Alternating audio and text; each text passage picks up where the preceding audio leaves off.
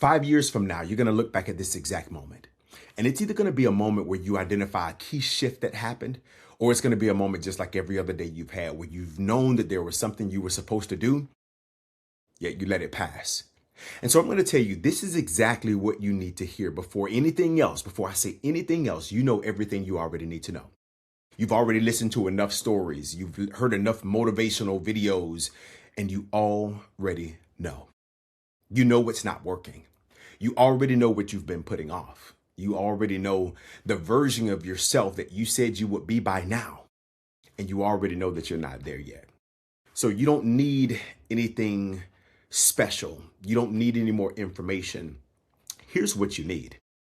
All the things you could be possibly told right now, you need somebody to finally say it out loud, and I will. You have to stop lying to yourself. And the reason why I'm saying you need to stop lying to yourself is because I've done the exact same thing. And I didn't lie because I was weak or I didn't care about what was happening. I lied because the truth about where I was uncomfortable. And it's so much easier to just stay in a position of comfort rather than to be honest with yourself. And that needs to stop today. If you're new here, let me just take a second to let you know who I am. My name is Dimyas Perdue, and I'm a retired United States Marine. I'm a husband. I'm a father. I'm a coach. I'm an author. I'm a Brazilian Jiu-Jitsu black belt. And more importantly, I'm a man of God who cares more about every heartbeat out there than anything else in the world, regardless of what your race is, regardless of color, regardless of creed, regardless of where you've been or what you've done. I care about you becoming the best version of yourself, period. Welcome to Elevation, and elevation requires change.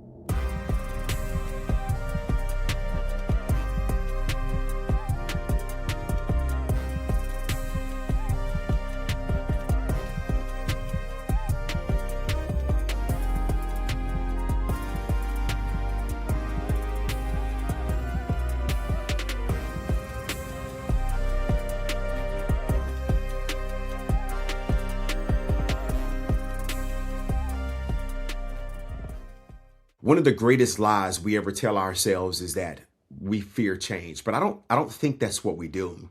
I think we fear losing the person who we learn to survive as. You know, that anxious version of you who learned how to survive every level of anxiety. The angry version of you who knows how to operate and survive in anger. The procrastinator who knows how to keep kicking the can down the road because you know what procrastination feels like. Or maybe you're that people pleaser who knows how to keep everybody else comfortable while quietly abandoning yourself. And so as painful as those identities are, they're familiar.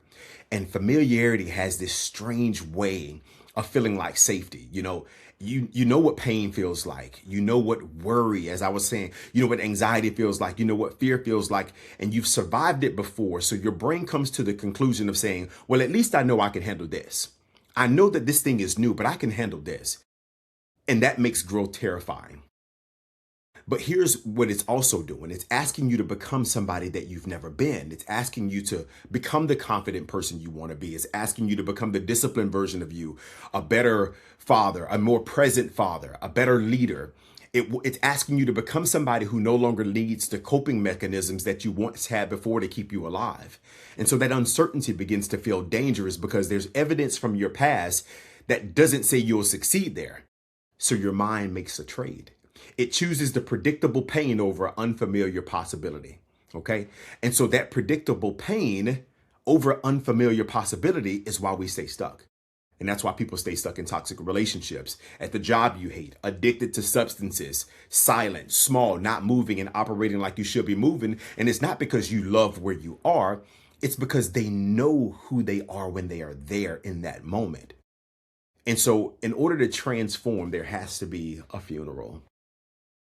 There has to be a funeral of the person that I once was. In order for me to gain a new life, in order for me to gain a new identity, this is the part that nobody talks about. It's hard. I understand that. And so the question isn't are you capable of becoming somebody new? The question is, have you ever sat and said, who would I finally be if I stopped protecting the version of myself that was built only to survive? This is elevation. Elevation has never been about becoming more. It's always been about becoming someone different. And so how do we do that? You know, I'm always talking EQ, and it's neuroplasticity. And so for some of you, this is probably the first time you've ever heard of it. So I want to break that down and talk about the importance of it. Neuroplasticity itself is the brain's ability to rewire based on what we repeatedly think, feel, or do. And this process, when the brain is strengthening or weakening or creating and reorganizing new pathways, it allows us to learn a new skill, to recover from injury, to change our pattern, change the way we think, change the way we behave. And we need to understand that when we talk about neuroplasticity, we're talking about the brain changing. That's the simplest way for me to put it. But I don't want you to just hear that and move on, because the brain doesn't just change randomly. You see, it changes based on what you keep giving it. Now let's walk through what that actually means. Through this process of neuroplasticity means that what you keep feeding yourself, positive or constructive, you will either strengthen it or weaken it, or you're going to build something. And so when I say strengthen, the thing that you repeatedly think, the thing that you repeatedly feel, it gets stronger. So when you continue to respond in the same way to anger, if you continue to avoid tackling a tough conversation, that avoidance gets stronger. I'm not good enough. If that's the way you talk to yourself, your brain starts to treat that thing like it's true. Not because it's true, but because it's familiar. Your brain doesn't know the difference between what's healthy and what's unhealthy. It simply becomes more efficient at whatever you repeatedly practice. That's why some people have got incredibly good at worrying. That's why some people are so good at doubting themselves. That's why some people can't even think about the positive side of life, because they keep expecting the worst. The brain is prepared for that. And they didn't choose to become this way overnight. No, absolutely not. They strengthen that one repetition at a time. And the brain can also weaken. The pathways can be weakened when you stop feeding an old pattern. It slowly begins to lose its strength. Now, this is where we start to cook. Every time you feel the urge to react in a certain way, but you choose to pause instead, that old reaction is the thing that becomes weaker. Every time you decide you want to quit, but instead you say, I'm going to continue to go on, the quitting pathway becomes weaker. Every time you fear something and you go and do it anyway, the grip of stagnant is lost. And so you may not notice it right away, and you may not see it tomorrow, but every time there's a different response, you are starting to teach your brain that the old pathway is no longer the preferred one. And then it can start to create those new pathways that get created. This is the point where growth can start to be, growth is uncomfortable, but then you find comfort. It's a new way of thinking, and that new way of thinking feels strange. It's a new way of communicating. And whenever we're doing something new, it's a little bit of discomfort associated with it. But that new level of discipline will feel unnatural. And a new identity can even feel like you're betraying the old version of yourself, but you're not. What I'm trying to do in this process, what you should do, is become someone that your brain has never known before. That's what's actually happening. And so I want you to think about it like somebody walking through the woods for the first time. Maybe a neighborhood that's never been cleared. It's thick brush and it's difficult. But to go through plowing a path, each time you go through walking that same path every day, eventually you trample down sticks, you trample down bushes, and then the more you travel it, that path gets more clear. And so your brain works that exact same way. Every repetition begins to clear a path. And then you start to reorganize. The last thing the brain can do is reorganize. And that's the part that we don't often notice because it happens so gradually. When you've strengthened the new pathway enough, the old pathway gets weakened, and then your brain begins to reorganize around the new one. In other words, it starts treating the new version of you as the default version. All right. At first, you'll feel like you're forcing yourself to be patient. You'll feel like you're forcing yourself to do a task. I'm forcing myself to communicate differently, or forcing myself to go to the gym or start speaking up in a meeting. But every decision feels intentional and will be intentional as you continue to fight the old version of your programming. But one day, there's a click. One day something changes and you will no longer have to remind yourself to pause before you react. You naturally start to ask questions instead of becoming defensive. You don't have to convince yourself to work out because that's just who you are. You become that thing. Your behavior didn't just change, your identity did. And so real transformation isn't when you perform a new behavior. It's when that behavior becomes a part of who you are. The disciplined person doesn't wake up every morning asking if they feel like being disciplined. They wake up believing this is exactly who I am. As a Marine, discipline was the thing that was just really ingrained into us. The instant willing and obedience to orders, meaning when there was something that I'm supposed to do, the minute I'm supposed to do it, Instantly, I got to it. There was no should I do it. There was no if I do it. There was no conversation about if it was going to be done or not. Because if it was a conversation, then it's not discipline. Discipline is getting up and doing it right away. And so the confident person still experiences fear, but they no longer identify as someone who's been controlled by it. The emotionally intelligent leader is somebody who still experiences frustration, but they no longer see themselves as somebody who has to react to every situation, and their team no longer feels the effect of it because they're rewiring their brain. Their brain is reorganized and it identifies differently now. This is why repetition matters so much. Every repeated choice you have is teaching your brain who you believe you are. And eventually, your actions stop feeling like something that you're trying to do, and they start feeling like the person that you actually are. They start feeling like this is who you've become. So with all this being said, your brain needs to choose repetition because repetition convinces the brain. You don't become your identity because you declare it, because you shout it out loud. You become your identity because your brain has reorganized around the thing that you've practiced. I want to share with you all a letter that caused me to start practicing things in a different way. And this is a letter that impacted me like nothing else has impacted me in a very long time.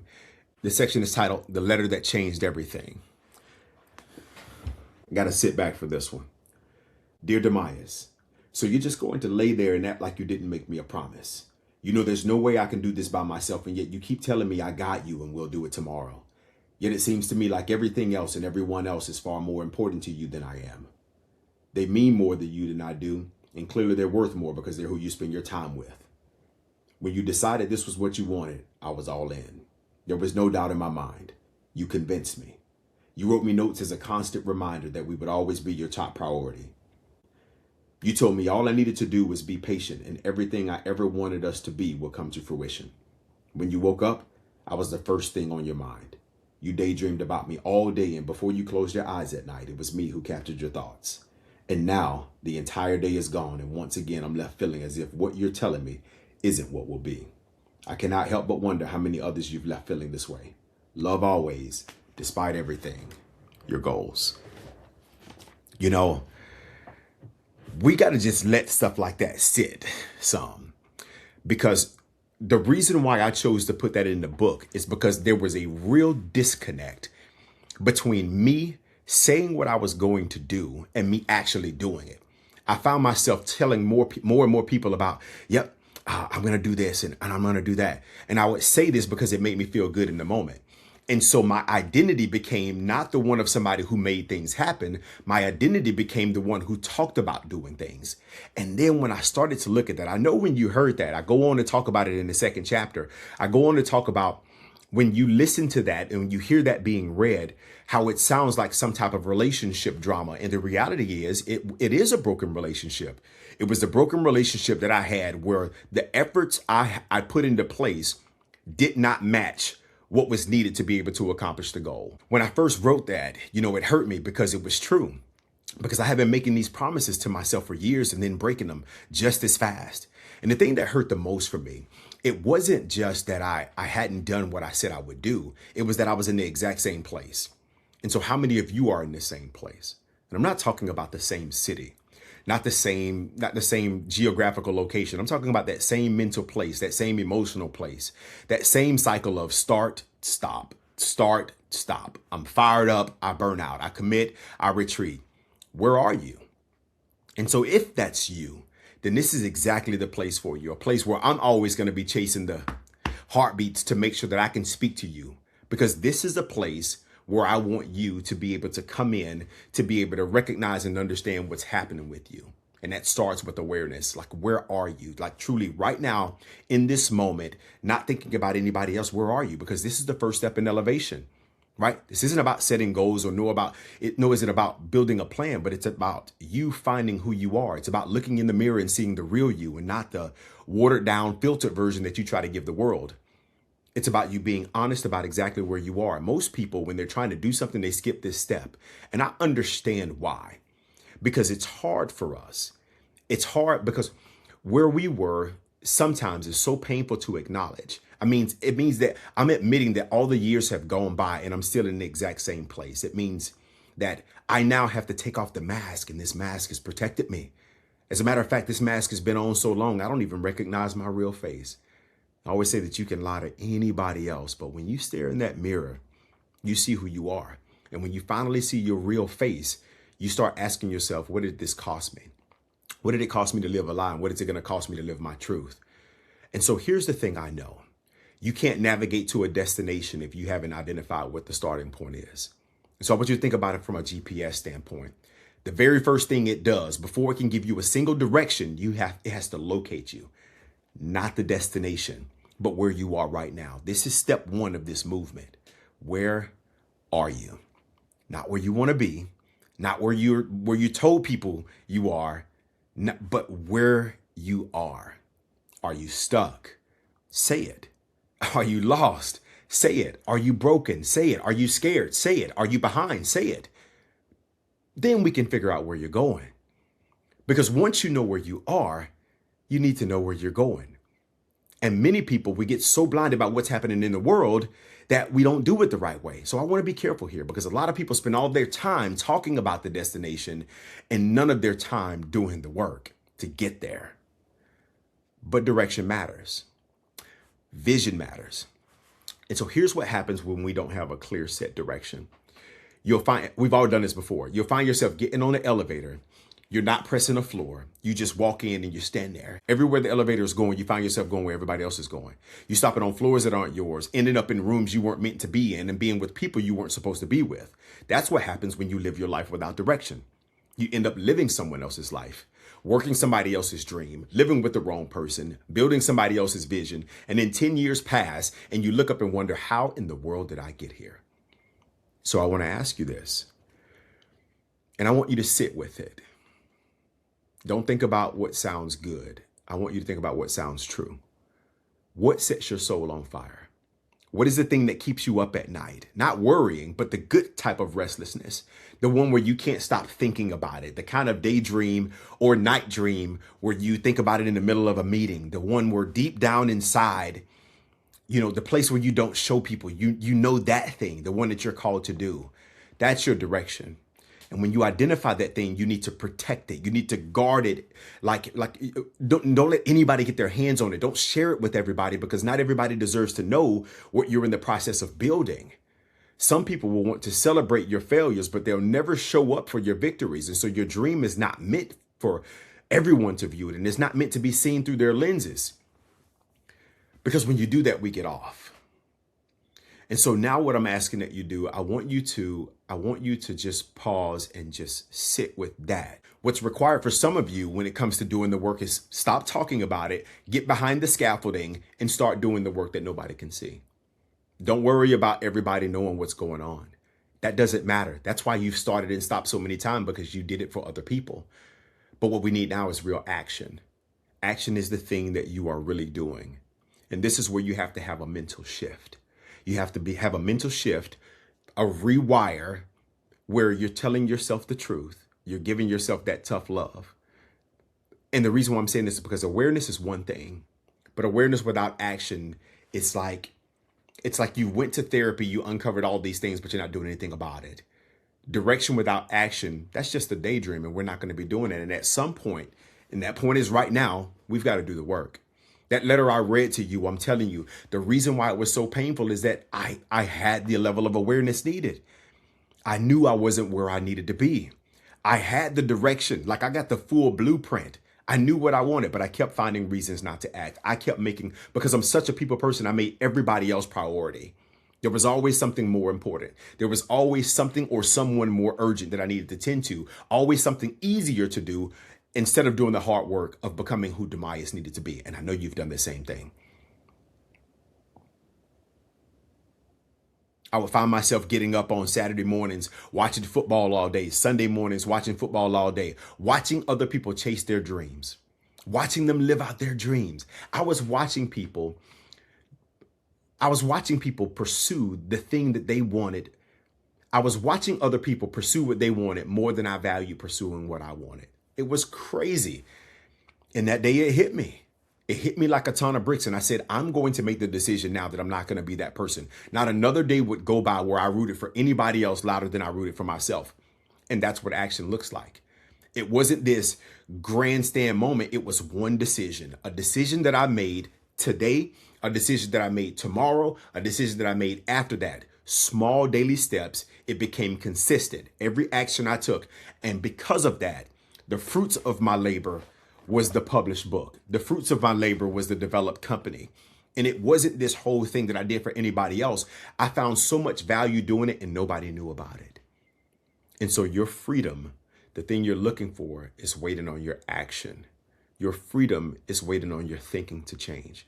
Your freedom is waiting on you to do what you're supposed to do. Now, I want to pause here because I think it's important to address some of the other things that keep people from moving. And I want to speak directly to the people who came in, who are watching this, who are carrying something heavy, because I know not everybody listening is in a place of momentum right now. Some of you are experiencing pain like never before. Some of you probably came here and clicked on this or pressed play because something in you is desperate for a message, a word, a sign, or for somebody to tell you that it's going to be okay. And in this moment, I want to let you know that I know that I'm called to be that voice for you. I want you to be able to show up here broken. I want you to be able to show up here not having it all together. I want you to be able to show up here even though you're at your low point, because this is a decision moment. As I mentioned earlier, this is the moment where you're going to say that today's the day that I made the change. So I know what it's like to go through things. I know what it's like to lose. I know what it's like to fail. I know what it's like to have a marriage fall apart. I know what it's like to lose a loved one. I know what it's like to lose friends. And so those things cause a crack in our foundation, but it doesn't mean that it has to ruin us. I know that place all too familiar. And I'm standing here on the other side of it, telling you that there's another side. But you cannot get there pretending that everything is fine. Going back to that awareness piece, one of the most dangerous things you can carry is pain and pressure, that heavy weight in silence. Because weight that never gets addressed, it doesn't disappear. It just simply gets heavier. And eventually it stops you from being able to move. It stops you from being able to think. It stops you from being able to operate. So I'm telling you now, if you are broken, I want you to say it. This is about naming what's happening, not to me, not to the camera, but I want you to say it to yourself, because healing starts the moment that you start pretending. You are one of the heartbeats that I always say that I'm chasing. And I'm telling you that I am not going to let you fail. There's this place for you here. I'm going to tell you, this is the place where you can come, you can learn, you can grow. And this is the place, if you don't have an altar, this is the place where you can come. And it's not to me, it's to the one who had me be here. And so for this reason, I'm asking that you just sit and breathe. There's a reason why I call this elevation. Elevation is a movement and not a moment, because moments fade. And what I'm trying to do is something that can build people, a movement that creates change that outlasts me. And that's what we're here to build. But I can't do it alone. I need to do it with you, which means I got to have you around, because this is never about me. Every keynote I've ever delivered, every coaching session, every time I've ever stood up in front of a room full of people who needed to hear something, it was never about me. I don't care how people see me, right? I just care that they receive the message and are able to apply it in their life. And so I want to be clear who this movement is for. It's for the ones who got it all together. It's for the one that's broken, for the one that's lost, for the one that's happy. It's for everybody, for every heartbeat out there. This is for the person who's been told that they're not enough, for the person who started over more times than they can imagine. This is for the veteran who came back, who served with honor and came back, got out of the military, and now that they're outside of that uniform, feeling like they're lost. For the woman who's been carrying all the weight for her entire family and feels like she doesn't even know what her dreams feel like anymore. Or for the person who's looked in the mirror and doesn't recognize the person staring back. And so I want you to show up here as yourself, because you belong here. Not the polished version of you, not the version you put on for other people. You, all of you, the broken parts of you, the parts of you that are ashamed, you come here. You come here to elevate, but elevation requires change. And the change that you've been looking for begins with the decision. A decision that says, today is the day that I stop lying to myself about where I am. Today is the day where I get honest about where I want to go. And today is the day that I take the first step, just one, in the direction where I'm trying to go. Because I promise you, the payoff will be greater than the process. But you have to go through the process to get to the payoff. Once again, this message is for every one of my heartbeats out there. I'm Dimyas Perdue, and we'll see you all on the next one. Let's go. Hey, if you found value in this video, do me a favor. I'm trying to reach the most people possible. Please hit that like button, hit the subscribe so you don't miss what's coming. Every episode of Elevation Requires Change is going somewhere real. Here is the place where we're going to deal with the hard things. We're going to grow through it together. We're going to go through it together. All right, this is your support system. This movement is bigger than me. This is our movement, and it's greater when we are all aligned. Drop me a comment. Let me know what resonated with you. Tell me where you are. Tell me what you're going through, and let's grow together. I'll see you on the next one. Let's go.